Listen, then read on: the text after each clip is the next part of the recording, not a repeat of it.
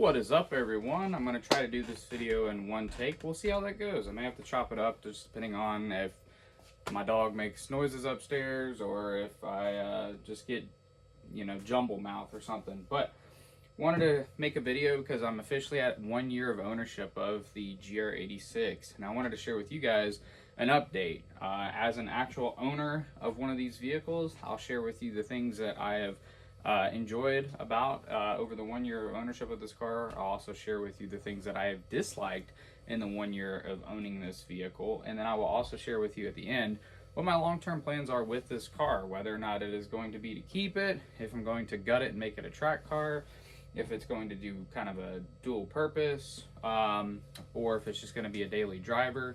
But I will let you know if it is one of those things at the end of this video, as I said. So without further ado, let's get started, and I'll start with what I like about this car. Okay guys, so as promised, I'm going to go through the things that I enjoy about this car after 1 year of ownership. So the things that I still enjoy about this car: I love the styling. That's obviously why I bought it, and I'm sure that's why many of you are interested in this car, whether it's the 86 or the BRZ. I think this car looks fantastic. I get compliments on it almost every time I drive it. People are often curious what kind of car this is, and it has been confused as a Supra on a number of occasions, which I think is kind of funny. It is definitely not a Supra. But with that being said, styling is definitely at the top of the things that I still very much enjoy about this car. And aesthetically, I don't have any changes to it on the exterior. I really, you can take a look at the car as it sits. It's got the factory wheels. I really have not made any changes to it. With that being said, I have seen some builds online, and there are wheel options that I have considered, but haven't done that yet. But the next thing I have enjoyed about this car is the fact that it is a manual transmission. I enjoy the fact that I can still buy a brand new car with a manual transmission, and as it stands today, I'm making this video in 24. This happens to be a 23 model, and I was able to buy a manual transmission. And in this day and age, it's getting increasingly hard to find new vehicles with a manual transmission, so that's something else that I've enjoyed. The other parts of this car that I've enjoyed is it's what I like to refer to as it's tastefully upgraded or modernized. And what I mean by that is you get nice LED headlights. This is a premium trim, so it does have the headlights that move, which, I mean, it's kind of cool, but not really necessary. I just like the fact that they are LEDs, and most of the lights within the vehicle are LED as well. I have a few videos on the channel, though, describing the ones that I've upgraded to LED because they didn't come LED from the factory, most namely being the interior lights. Those were upgraded. The puddle lights on the premium models are the lights that shine down on the ground when you open the doors, as well as the trunk light and the reverse lights. Again, I get it. This is supposed to be an affordable sports car, so they're shaving cost everywhere they can. But LEDs are cheap nowadays, so I really didn't understand why they didn't just make them LED to begin with. But having modern touches, in this vehicle, the LED lighting, like I mentioned, an infotainment center that has CarPlay, albeit it is wired CarPlay. There are easy solutions. I have one on my channel to make it wireless, but having an infotainment center that has CarPlay in it from the factory is nice as well. And then there's also the conveniences of you can open up the app on your phone and you can communicate with the car via the app. In fact, on this latest update, I was able to I can do the hazards via the app. I could always lock and unlock the car. I don't have remote start because this is obviously a manual, but it randomly added the ability to do the hazards now, which I don't know that I'll ever use that, but that was kind of cool. I like the connectivity piece of it.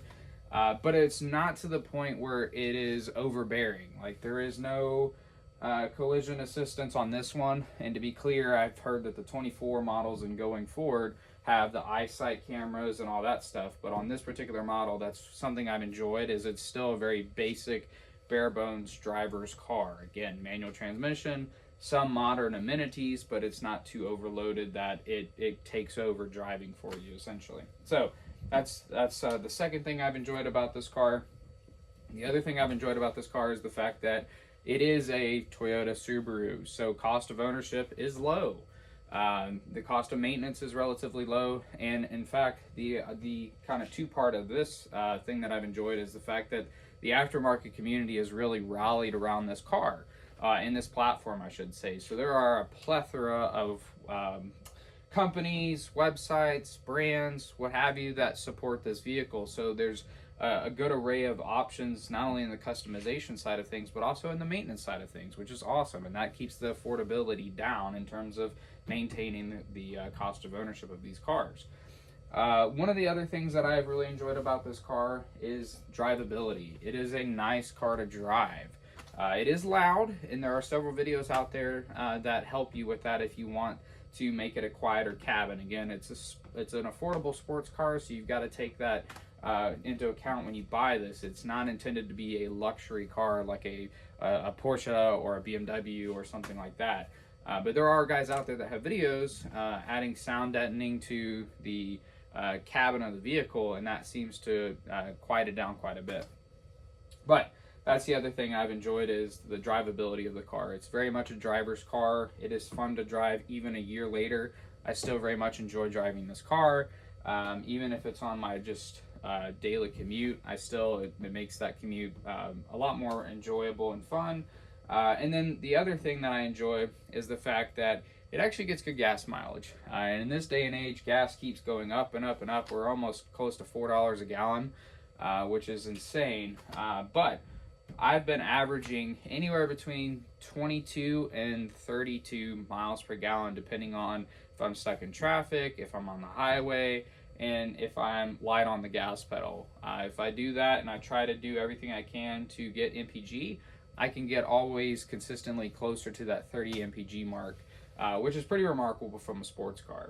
Now, with that being said, I just gave you a good list of things of what I like about this car, what I still like about this car a year later after ownership. And I'll answer again later on in this video long-term plans for it, and I'll actually add a bonus thing in there as well of whether or not I would buy this car all over again if I could do it over. So now I'm going to dive into the things I dislike about this car a year later. Hey guys, so I just shared with you the things that I like about this car or still like about this car a year later. Now I'm going to go through the list of things that I dislike about this car. Some I have disliked since the day I bought this car, or even prior to purchasing this car. But I will say one of the biggest dislikes that I have about this car is probably going to be the engine. Now, even though that the engine is a boxer engine, and that's not why I dislike it, I think I do enjoy the fact that it is mounted very low, and it has the ability to do that because it's a boxer engine and how it's designed. It's very compact. So it allows it to be mounted low in the car, helps with the center of gravity and the nimbleness this car has. What I dislike about it is the fact that there are issues that are well documented on the internet about these particular engines in terms of reliability, build quality, etc. And I don't like that. I don't particularly enjoy owning a vehicle that has an engine that could be problematic. There are tons and tons of people that have had no issues. They track their cars all the time and they have no issues. There are also people that daily drive these things all the time. They have no issues. But with every manufactured product, especially a mass-produced product like a vehicle, there's bound to be a few bad versions of it out there. Some are probably user error as well, over revving, not maintaining, not checking oil levels, things like that. But I do know that the engine has the potential to be problematic, and that's one thing that I dislike about this car, as opposed to the Toyota over here that has a pretty well documented and well known reliable Toyota engine in it.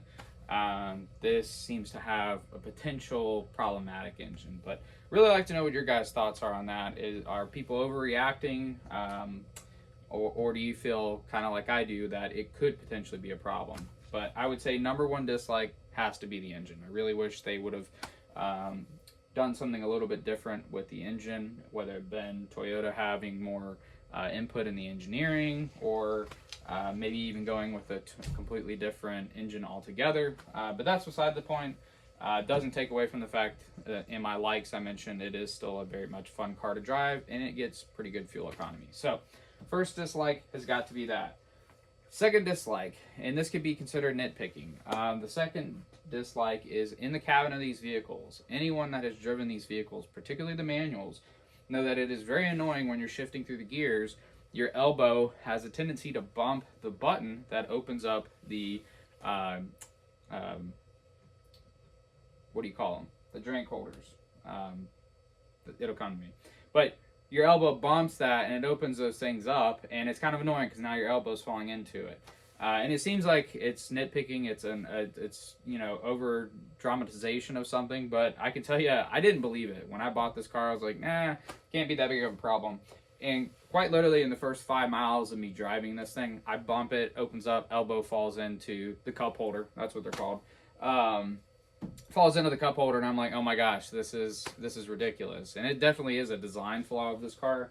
But thankfully, there's a guy out there that makes a little 3D printed cover, and I put that on within the first 20 miles of this car, and I've never had an issue since. It works great. It cost me like $5 or something, like super affordable on Etsy.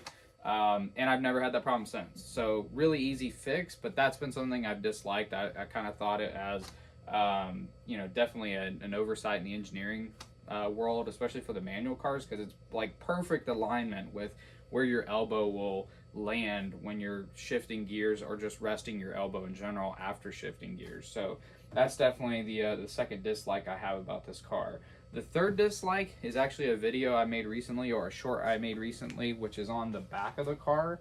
So the top of the factory taillights have like this gloss black piano finish.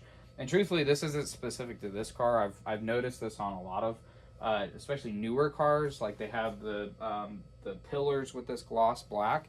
It has a tendency of scratching, and I've always hand washed this car. I've never taken it through a car wash. It's always been washed by me, and I'm always very careful about, if I touch this with the towels and stuff to avoid scratching. With that being said, the taillights have scratches on them, and it seems to be they get scratches on them just by looking at them. So it's definitely a dislike of mine. I wish they would have done something a little bit different there. But tying into that dislike, the other dislike I have is I'm not a big fan of the paint that they've used on these cars. Don't get me wrong. The halo color is amazing, especially out in the sunlight. You can't really see it on video too well, but in the sunlight, this has an awesome flake, and it pops. I mean, it's a really, really cool color. But the actual paint used, it's like paper thin, and apparently this is a Subaru thing. Like I've read on several forums that most Subarus have water paper thin paint, and it doesn't hold up. So one thing I had to do as a preventative measure was get PPF on this car, and thank goodness I did, because right before I got PPF, I actually got a few marks on the front of this thing, and I hadn't even put hardly any mileage on this vehicle prior to doing it, and it was already succumbing to some of the chipping, which was surprising.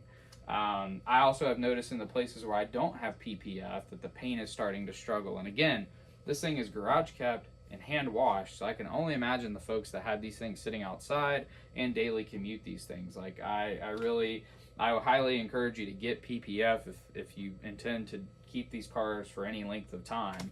And so that's something I did. You probably see me touching the car, and it may make a couple of you cringe, but the whole front of this car is PPF. The bumpers are PPF, headlights are PPF, fender, hood, pillars, mirror caps, and then three-quarter section of the roof is PPF'd with, I think it's a 3M product if I remember right.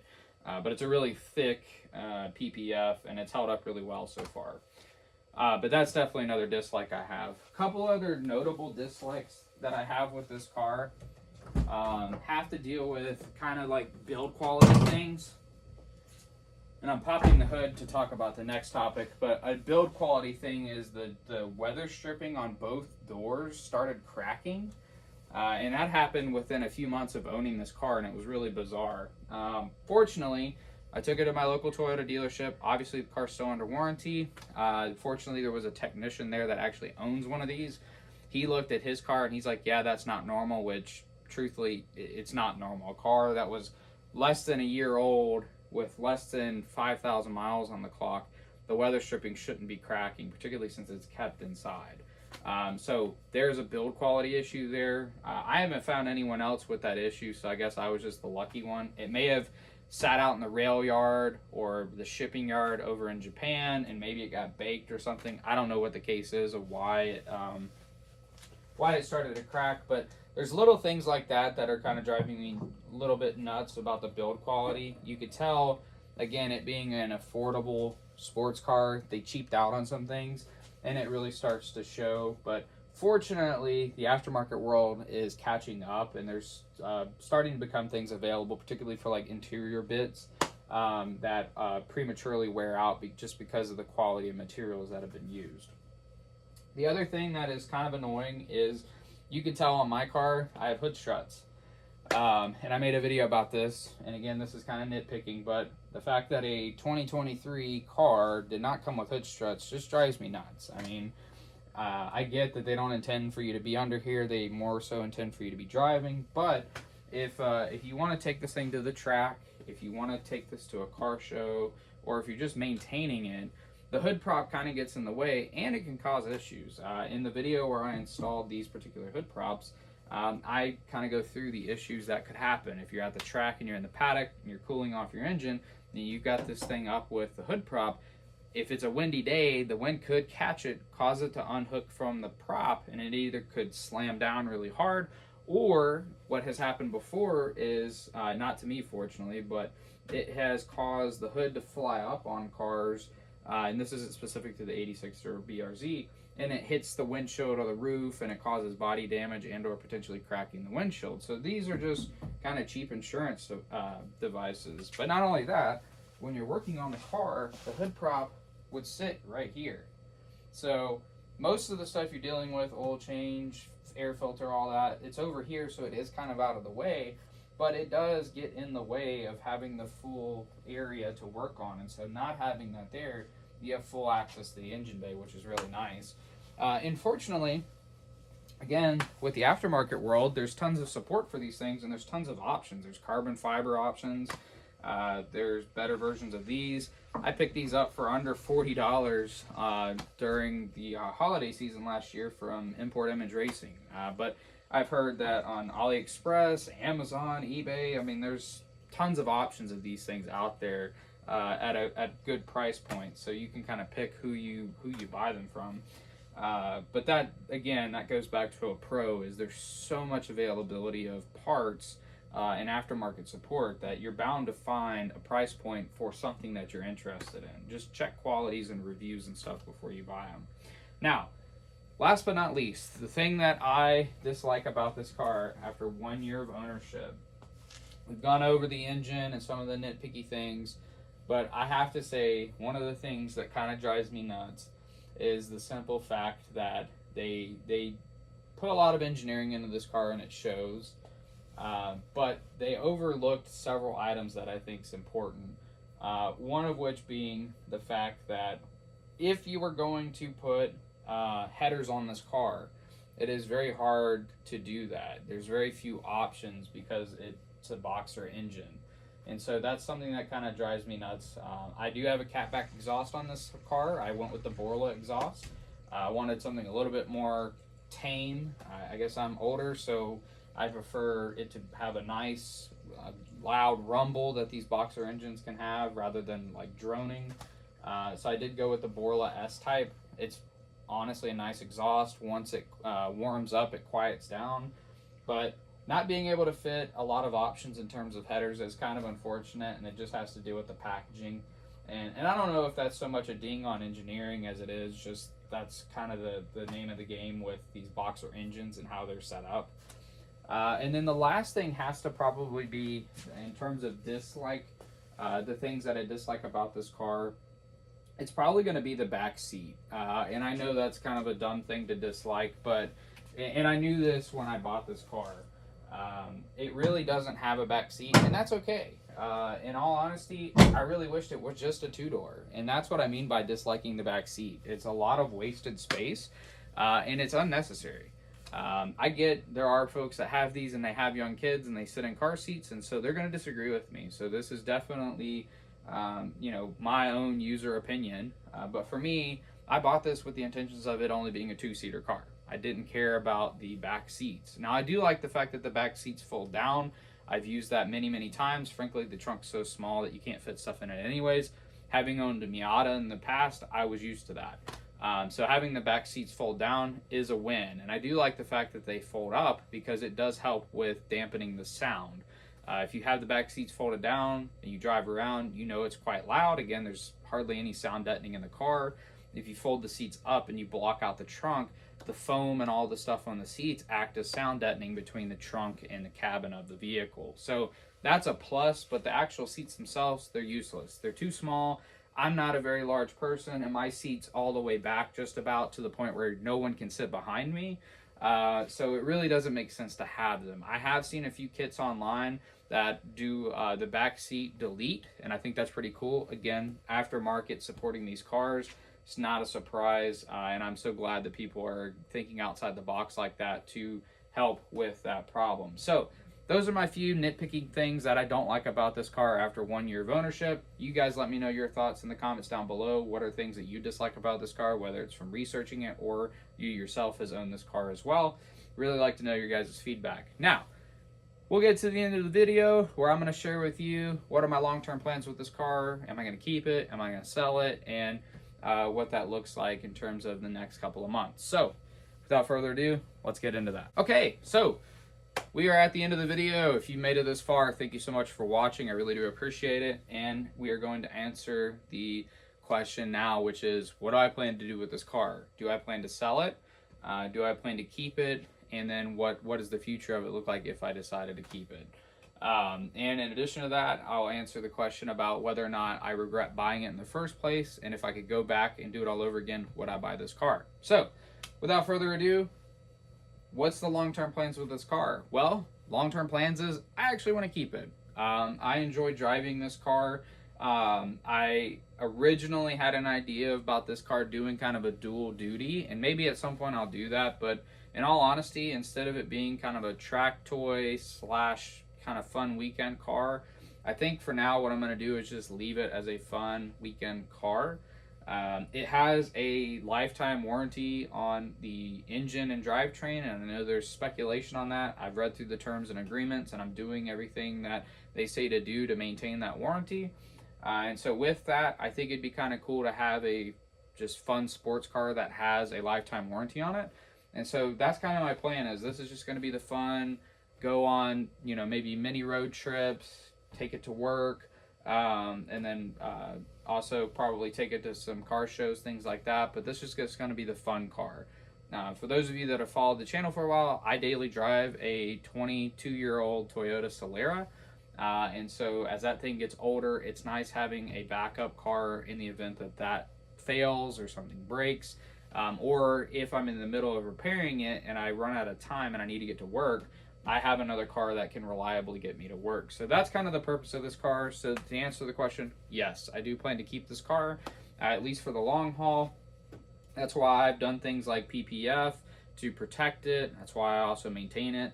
And with the warranty, that's kind of what's motivating me to keep it as well. Just the simple fact that I could pretty much keep this car forever and it will be covered, at least to some degree. I'll probably have to fight it. I'm aware of that. But it's nice that it has some insurance to protect if this engine were to blow or something else were to happen. So, short answer is yes, I plan to keep it. What do I plan to do with it? I've just explained. It'll kind of be my backup daily driver, fun weekend car, quick road trips, things like that. That's the intent for this car. And obviously, I'll keep making content for you guys. I've got some things that I want to do to it. I'll also share with you my maintenance over the time of ownership. And who knows, we may take it to an event or two. I may surprise you and take it to an event. We never know. But at least long term, that's the game plan for this vehicle. Now, to end this video, I'll answer the question on if I could go back a year ago and do this all over again, would I?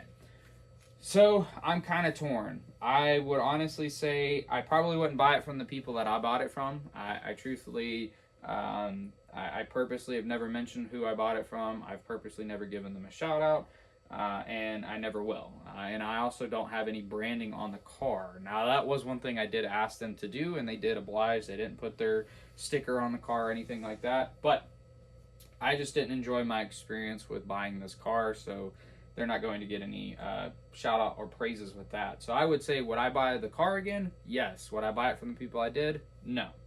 But with that being said, I would absolutely go back and buy this car again if I were back in 23 faced with the decision to buy this car.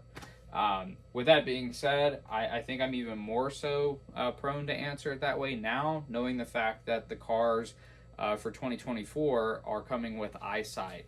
I actually had a Subaru Crosstrek. Well, my wife had the Crosstrek, and we had that for a number of years. And it was equipped with the eyesight cameras. And not to ding Subaru, I'm all about the safety features and things like that. Our Toyota 4Runner off camera here is loaded with them. It's got the radar, it's got the camera, and all that stuff, and it comes in handy. But having experienced the eyesight in the Crosstrek, it was not that good. And ours was a 2015, so maybe that it's come a long way in 7 years or so. But with that being said, I wasn't a big fan of it. I really had some issues with it. I experienced several times where the adaptive cruise control was not responsive to the point where it was kind of scary, where it didn't appear to recognize vehicles in front of it. There was also times where it glitched out. So that's what even motivates me further to say I'm glad I bought this in 23. I didn't buy the first model year, which I'm adamant about doing. I will never buy the first model year of any vehicle because there's always going to be issues, so I avoided the 22 models. But knowing that the 24 was likely going to be equipped with more of those features that I did not want is why I landed on the 23, and I definitely do not regret purchasing it to avoid getting those features, which I think would just bog this car down and making it less enjoyable. At the end of the day, this is supposed to be a stripped-down sports car that's just fun to drive. I don't really want to have all the technology in it. I think it kind of bogs that down. So, anyways, guys, that's my 1 year recap of owning this vehicle. I've enjoyed it so far. We'll see what the next year entails. Maybe I'll make a 2 year update for you guys if this video does well and you have interest in it. If you are an owner yourself and you've got questions, put it down below. If you're just in the market for these vehicles, and you still have questions and you want to talk to an actual owner of this vehicle, and not a journalist, and not knocking journalists, but they usually only own these cars for a short period of time. I've actually owned this car for a period of time and plan to keep it for the long haul. So if you want some feedback from an actual owner, put it down in the comments below. I'll try to answer as much as I can. If you guys enjoyed this video, please let me know. Like, comment, subscribe. And if you guys want to see more videos like it, let me know that as well. It really helps me out to know what I should create next. With that being said, thank you guys so much for watching. We'll see you guys in that next video.